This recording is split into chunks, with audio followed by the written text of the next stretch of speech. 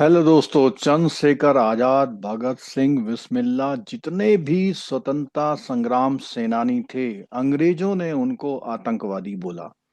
लेकिन हमारे लिए वो स्वतंत्रता संग्राम सेनानी थे। हमारे देश के लिए उन्होंने आजादी के लिए शहादत दी। तो कोई भी व्यक्ति दो नजरियों से देखा जाता है। अगर आपके हित के लिए कर रहा है तो आप उसे क्या कहेंगे, और जिनके हित के लिए कर रहा है तो वो उसे क्या कहेंगे। तो दोस्तों, आज का जो ये एपिसोड है उसी बातों पर, चर्चाओं पर है। और सोचना हमको चाहिए कि वो आतंकवादी है या कोई किसी मिशन से जुड़ा हुआ, किसी के वेलफेयर से जुड़ा हुआ व्यक्ति है। दोस्तों, आज मैं बात कर रहा हूं एक नक्सली की मुठभेड़ में जो है डेथ हुई है। और मुठभेड़ में जो मारा गया है वो कोई और नहीं बल्कि एक नक्सली नेता है। और नक्सली नेता का मतलब यह है, नक्सली एक्टिविटी में वो शामिल है, नक्सलाइट एरिया में शामिल है। और उसका नाम है हिडमा, मडवी हिडमा। पूरा नाम जो है मडवी हिडवा हिडमा नाम है उसका। और ये न्यूज आप काफी दिनों से अपने फेसबुक पेज वगैरह में देख रहे होंगे। तो उसका नाम पूरा हो गया, और उसका कई नामों से वो प्रचलित है, कई नामों से, संतोष, इनमुल वगैरह वगैरह वगैरह वगैरह। और उसकी जो पृष्ठभूमि है वो आदिवासी है, बस्तर छत्तीसगढ़ को एक जुड़ करके वो नक्सलवाद आंदोलन में वो शामिल हुआ है। अब ये जो न्यूज है कई सारे अखबारों और फेसबुक पेजों से ले करके मैंने बनाई है। उस व्यक्ति का जन्म 1981 में हुआ था। और उसका जो जन्म स्थान है वो पूर्ववर्ती गांव है जो छत्तीसगढ़ में सुकमा जिले। तो सुकमा जिले का नाम अक्सर आप जो नक्सल अटैक्स होते हैं उसमें आप सुनते रहते होंगे। छत्तीसगढ़ का नाम तो, और छत्तीसगढ़ एक ऐसा इलाका है जो हमारी जितनी भी वो है वन संपदाओं से वो परिपूर्ण है।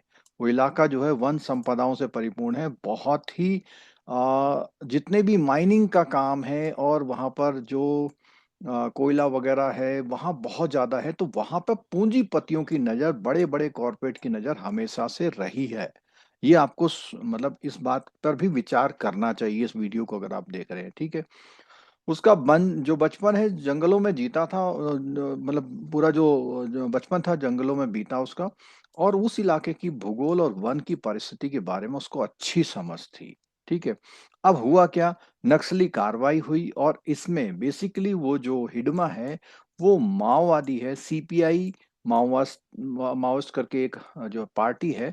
तो उसके अकॉर्डिंग एक पीपल्स लिबरेशन गुरिल्ला आर्मी की बटालियन नंबर 1 का वो कमांडर भी था। ये माना जाता है कि जितने भी वहां पर छत्तीसगढ़ वगैरह में जितने भी नक्सलाइट अटैक हुए हैं जो कि सीआरपीएफ, पुलिस या आर्मी के खिलाफ हुए हैं, जैसे 2010 में 76 सीआरपीएफ जवान शहीद हुए थे। 2013 में झीरम घाटी में भी कई लोग मारे गए थे, और भी कई हमले हैं उसमें, ठीक है। और ये जो था बहुत गहरी सैन्य और गुरिल्ला रणनीति विकसित की थी उसने, जिससे वो सुरक्षा बलों से झाड़ियों में लड़ लेते थे।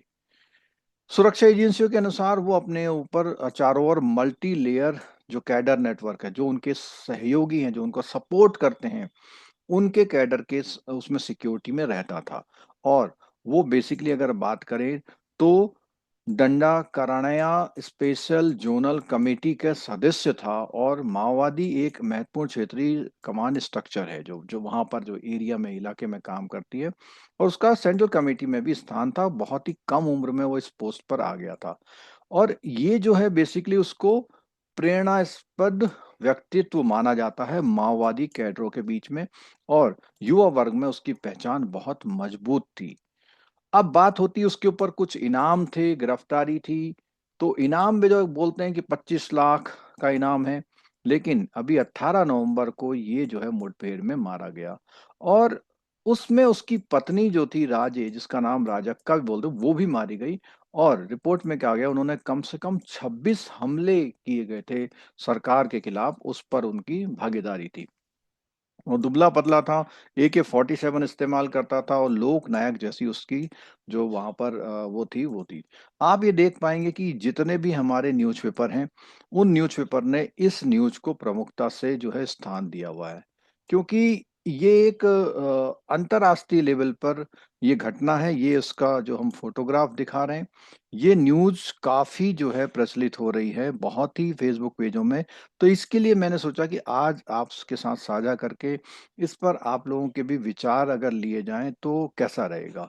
तो इस न्यूज़ में काफ़ी ये कहा गया कि भैया ये जो व्यक्ति है ये आतंकवादी है, क्या है, कैसा है, ये सब बातें यहाँ पर करी गई। तो मेरा दोस्तों इस वीडियो के पीछे मकसद ये है कि जितना भी एनालिसिस हम कर पा रहे हैं तो उसमें हम देख रहे हैं कोई व्यक्ति अपने आदिवासी इलाके के धन संपदा जो है उनका अपना कल्चर है उससे जुड़ा हुआ है। अगर आप इनके अंतिम संस्कार के फोटोग्राफ देखेंगे तो वहां पर जो आदिवासी हैं उनकी आप स्थिति देखिए।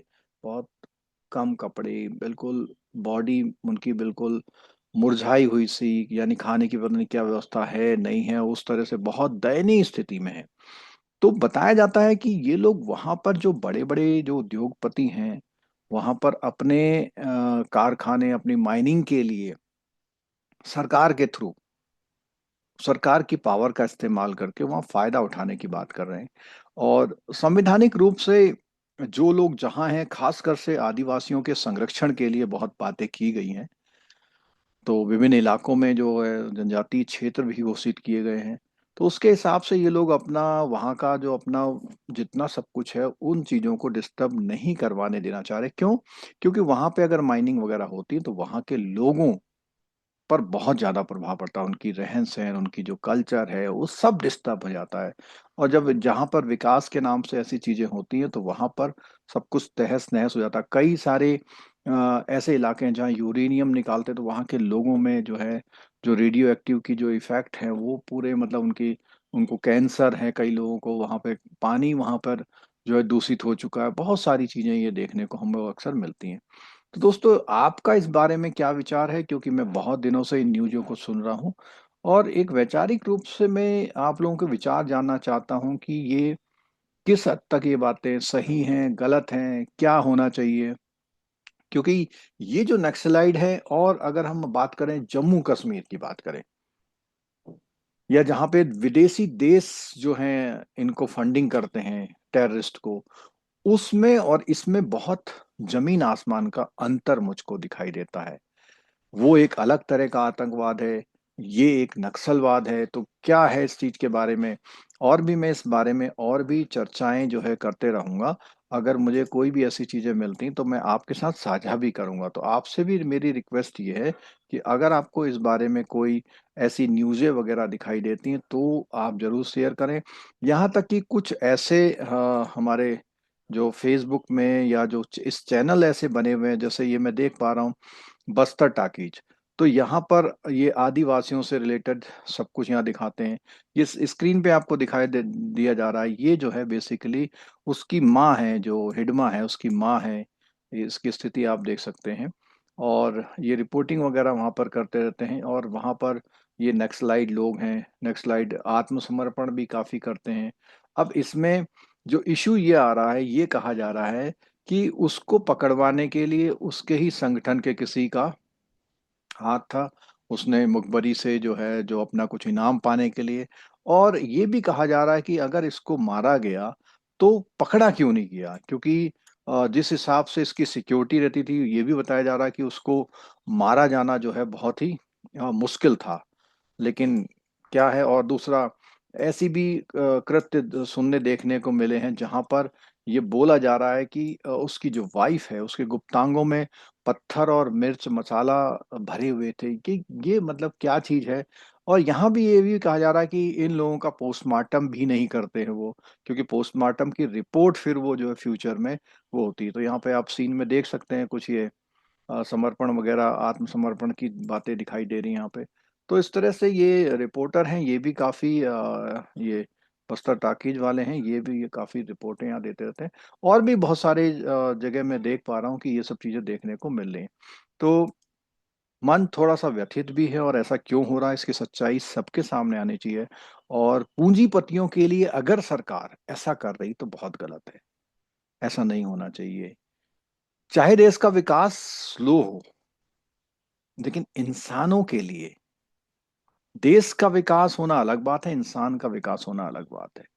इंसानों के प्रति जो है संवेदनशीलता रहे, उनके लिए जो भी व्यवस्थाएं हैं वो बने। देश हमारा पहली अर्थव्यवस्था बने या ना बने, लेकिन हमारे वहां पे इंसान यानी कि जो HDI, ह्यूमन डेवलपमेंट इंडेक्स, उस पर काम किया जाना चाहिए, ऐसा मेरा विचार है। आप भी दोस्तों इस बारे में अपने विचार जरूर रखिएगा और बताइएगा कि इस बारे में आप क्या सोचते हैं। दोस्तों वीडियो अगर अच्छा लगा हो तो फॉलो कीजिएगा, इसको लोगों के साथ शेयर भी कीजिएगा। ठीक है, थैंक यू। वीडियो देखने के लिए बहुत बहुत धन्यवाद।